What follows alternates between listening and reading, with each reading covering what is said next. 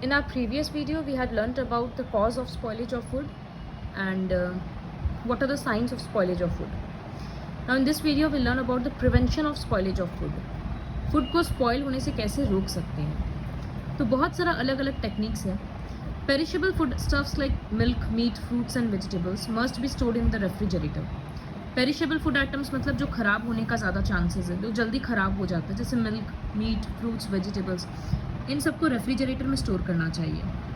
Foods like spices, cereals, biscuits and other snacks should be kept in air tight jars.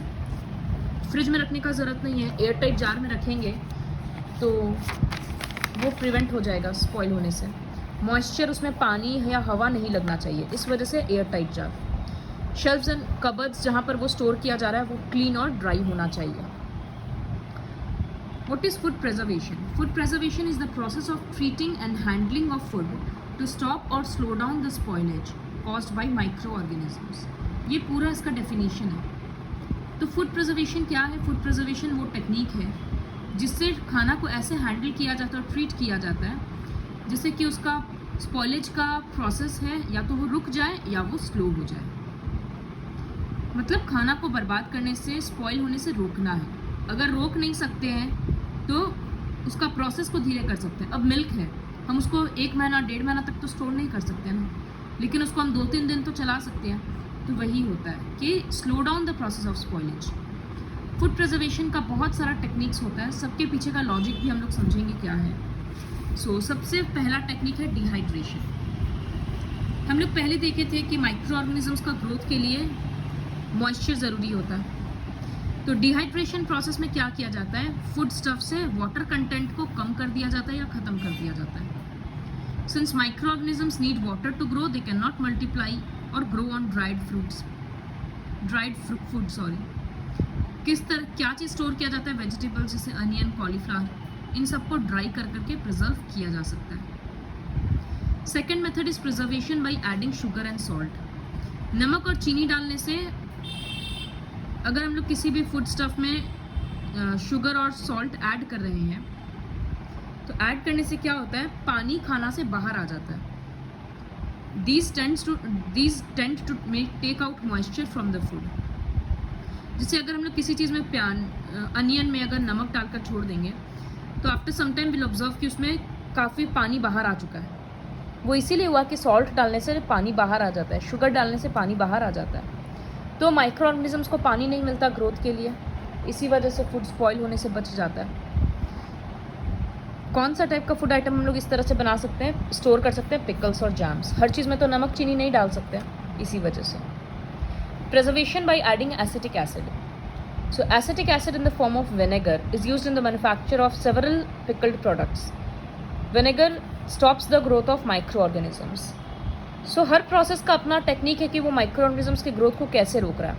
पहले दोनों में था कि पानी नहीं मिल रहा है, इस वजह से. विनेगर एक ऐसा ही केमिकल है जो माइक्रो ऑर्गेनिजम्स की ग्रोथ को रोक देता है. तो बहुत सारी चीज़ों में एसिटिक एसिड, जिसका नाम है कॉमन नेम विनेगर, वो ऐड किया जाता है. Fourth process is Canning and bottling. Canning involves cooking food, sealing it in sterile cans or jars, and boiling the containers to kill or weaken any remaining bacteria through a form of sterilization. तो इसमें जैसे jams वगैरह का जो ऐसे डब्बा आता है, बहुत सारे का आता है, बेबी कॉर्न का आता है, कैंड जार सारा. तो वो कैसे स्टोर किया जाता है? सबसे पहले तो जिस टिन के कैन में या ग्लास के कैन में उसको अगर स्टोर करना है तो उस कैन को ही पूरा बॉईल करके स्टेराइल किया जाता है, मतलब सारे जर्म्स को किल किया जाता है. फिर उसमें फूड को डालकर पूरे अच्छे से सील कर दिया जाता है. तो जब कैंस को हम लोग बॉईल करते हैं तब जर्म्स मर जाता है या वीकन हो जाता है, कमज़ोर हो जाता है. फिर उसमें फ्रूट्स और वेजिटेबल्स डालकर सील कर दिया जाता है ताकि अंदर हवा भी ना लगे. Fifth method is pasteurisation. तो पैस्चराइजेशन में क्या प्रोसेस होता है? ये क्या प्रोसेस है? इसमें मिल्क को पहले हीट किया जाता है, प्रेशराइज्ड हीटिंग, थोड़ा प्रेशर के साथ हीट किया जाएगा फॉर अ शॉर्ट टाइम. उसके बाद उसको ठंडा करने के लिए छोड़ दिया जाता है रूम टेम्परेचर में. तो temperature used during pasteurisation is below 212 degree Fahrenheit, मतलब 100 डिग्री सेल्सियस से कम के टेम्परेचर में हीट किया जाता है. तो जब मिल्क को इतना हाई टेम्परेचर मिल रहा है तो उससे सारा माइक्रो ऑर्गेनिजम्स मर जाता है. लेकिन बहुत सारा माइक्रो ऑर्गेनिजम्स है जो हीट रेजिस्टेंट होता है, मतलब जो इतना गर्मी भी सहन कर लेता हाई टेम्परेचर, तो वो सारा मरता नहीं है। Hence the pasteurised milk must generally be stored under refrigeration. तो इसीलिए जब मिल्क को बॉयल कर रहे हैं उसके बाद उसको फ्रिज में वापस स्टोर किया जाता है ताकि बैक्टीरिया का ग्रोथ बढ़े ना, क्योंकि हम लोगों को पता है फ्रिज में रखने से टेम्परेचर कम जाता है जिसकी वजह से बैक्टीरियल ग्रोथ कम हो जाता है। सो पैस्चराइजेशन 2 स्टेप प्रोसेस है। First step is pressurised heating just below 100 degree Celsius. Second step है immediate cooling followed by storing it in refrigerator. In addition to destroying some microorganisms, pasteurization also inactivates certain enzymes and increases the shelf life of milk. Shelf life of milk मतलब कितने दिन तक store कर सकते हैं। तो जब इतना हाई टेम्परेचर में हीट करते हैं तो बहुत सारा एंजाइम्स होता है जो ख़त्म हो जाता है, डीएक्टिवेट हो जाता है, तो इसके कारण उसमें जो स्पॉइलेज का प्रोसेस था वो रुक जाता है। Pasteurization has been named after the well-known microbiologist Louis Pasteur. Louis Pasteur के नाम पर पैस्चराइजेशन प्रोसेस रखा गया। कभी भी अनपैस्चराइज्ड मिल्क नहीं पीना चाहिए बिना बॉयल किए, नहीं तो काफ़ी सारा डिजीजेस होगा, क्योंकि आज दूध जहाँ से आ रहा है वो जगह पूरा साफ़ नहीं है, काव है, काउडंग है, इतना इम्प्योरिटीज़ होता है।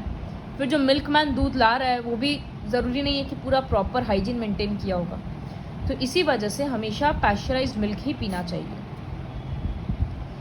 Sixth process is refrigeration. This procedure uses low temperature to prevent growth of micro organisms. Micro organisms का ग्रोथ को रोकने के लिए टेम्परेचर को कम कर दिया जाता है। तो कैसे कम होता है? फ्रिज में स्टोर करके। तो माइक्रो ऑर्गेनिजम्स और एंजाइम्स डीएक्टिवेट हो जाता है जब फ्रिज में रहता है लो टेम्परेचर में, तो इसलिए स्पॉइलेज से प्रिवेंट हो जाता है। Last method is vacuum packing. इस मेथड में क्या किया जाता है, सारा हवा निकाल दिया जाता है किसी भी पैकेट के अंदर से। द वैक्यूम दस created reduces oxygen in the package. और बहुत सारे बैक्टीरिया और फंगी को ग्रोथ के लिए ऑक्सीजन चाहिए, तो ऑक्सीजन नहीं मिल पाता। ड्राई फ्रूट्स वगैरह को स्टोर करने के लिए नट्स, कॉफ़ी, चीज़, पोटैटो चिप्स, ये सब किया जाता है। Food containing fats and oils change their smell and taste and become rancid in the presence of oxygen. जैसे आलू का सब्ज़ी, अगर उसको हम लोग बाहर छोड़ देंगे तो 1-2 दिन के बाद उसमें से बहुत बुरा स्मेल आएगा। वो स्मेल क्यों आ रहा है? क्योंकि वो ऑक्सीजन के साथ रिएक्ट करके, उसमें जो भी फैट्स है और ऑयल है वो ऑक्सीजन के साथ रिएक्ट करके टेस्ट और स्मेल उसका चेंज कर दिया। उसी प्रोसेस को रैंसिडिटी बोलते हैं।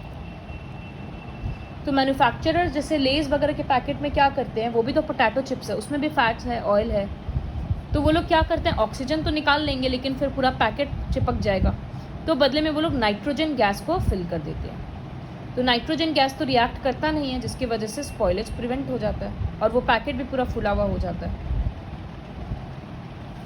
Importance of food preservation. So food preservation क्यों करना चाहिए? पहला, it helps to maintain nutritive value of food.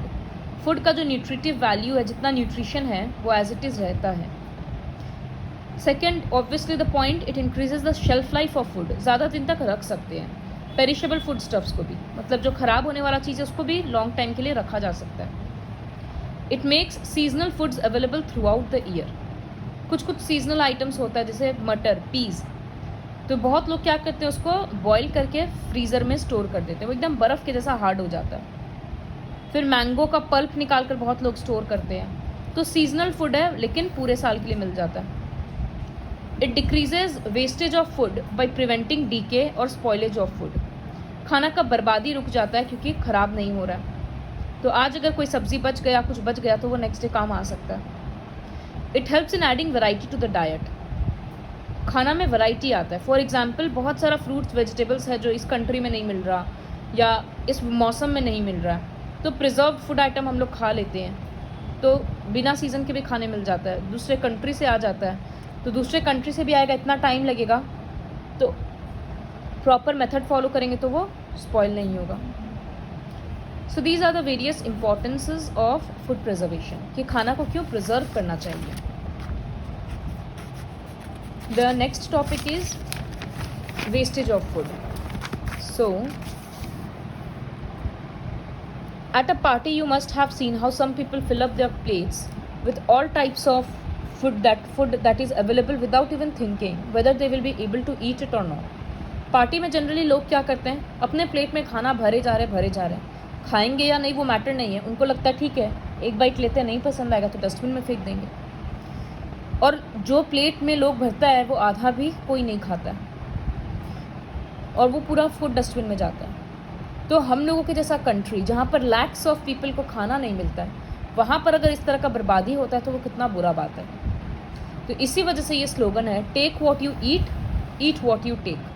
सिर्फ वही चीज़ लो जो तुम लोग खा सको और जो लिया गया है उसको फिर पूरा खाओ, मत छोड़ो आधा।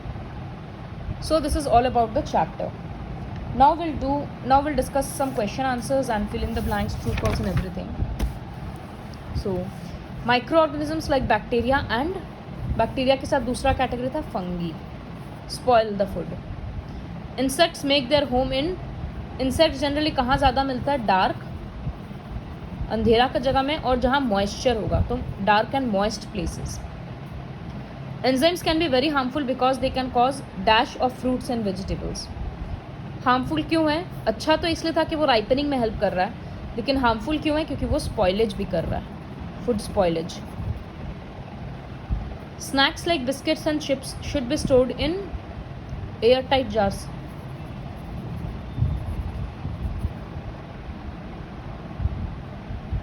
The growth of micro organisms slows down at, micro organisms का ग्रोथ कब कम जाता है? लो टेम्परेचर में। ट्रू और false? Growth of bread moulds on bread indicates that it has spoiled. खाना में ब्रेड में जब बुफन टाइप का लग जाता है तो मतलब ब्रेड खराब हो गया। True. Vinegar is used as preservative. True, हम लोग पढ़े थे विनेगर को एसिटिक एसिड बोला जाता है। It is safe to drink unpasteurised milk. False, unpasteurised milk कभी नहीं पीना चाहिए। We can eat more than the required quantity. नहीं, जो हम लोग ज़रूरत से ज़्यादा नहीं खा सकते। फॉल्स, और खाना भी नहीं चाहिए। We may eat spoiled food rather than wasting it, मतलब ख़राब खाना खा लो, बर्बाद मत करो। नहीं, ऐसा भी नहीं करना है क्योंकि तबीयत नहीं ख़राब करना है। So false. A natural insect repellent found in our kitchens. कौन सा ऐसा सामान है जो इंसेक्ट्स को रिपेल करता है, दूर करता है? Turmeric powder. शुगर और सॉल्ट जो था वो माइक्रो ऑर्गेनिजम्स के ग्रोथ को रोकता है। Dry foods like cereal and nuts are preserved by, salt और शुगर नहीं ऐड करते, पानी नहीं निकालते, वैक्यूम पैकिंग से किया जाता है। Fruits and vegetables get ripened due to the action of, ripen क्यों होते हैं? एंजाइम्स के कारण, जो केमिकल्स हैं। The least perishable food item from the following is biscuits, meat, curd, milk. So least perishable food item, क्या चीज़ सबसे कम खराब होगा? Biscuit. The chances of spoiling of food can be reduced by keeping the food, कहाँ रखेंगे तो खाना का बर्बादी स्पॉइलेज कम जाएगा? मॉइस्ट प्लेसेस में नहीं, क्योंकि माइक्रो ऑर्गेनिजम्स का ग्रोथ बढ़ जाएगा, वार्मथ में भी बढ़ जाएगा, खुले कंटेनर में भी ज़्यादा रहेगा। तो लो टेम्परेचर में रखने से स्पॉइलेज कम हो जाता है। अब ये जो क्वेश्चन आंसर्स हैं, ये सारा जो है एक्सप्लेन द फॉलोइंग मेथड्स, ये तो बुक से डायरेक्टली मिल जाएगा। Rakesh bought 2 raw papayas. He kept one papaya in the refrigerator, other on the kitchen shelf. तो कौन सा जल्दी राइप करेगा और क्यों? Obviously kitchen shelf वाला. So the papaya kept on kitchen shelf will ripen first. Why? Because the enzymes in the papaya kept in refrigerator will get inactivated at low temperature. Low temperature में enzymes काम नहीं करता है, इस वजह से वहाँ पर राइपन नहीं होगा। मैन्युफैक्चरिंग और एक्सपायरी डेट क्यों चेक करना चाहिए कोई भी फूड आइटम खाने के पहले? ताकि हम लोगों को समझ में आए कि हम लोग स्पॉइल्ड फूड नहीं खा रहे हैं जिससे तबीयत ख़राब हो सकता है। How is food preservation useful, और give 3 reasons for spoilage of food खुद लिखना है, और ये सारा क्वेश्चन आंसर्स भी खुद से ट्राई करना है।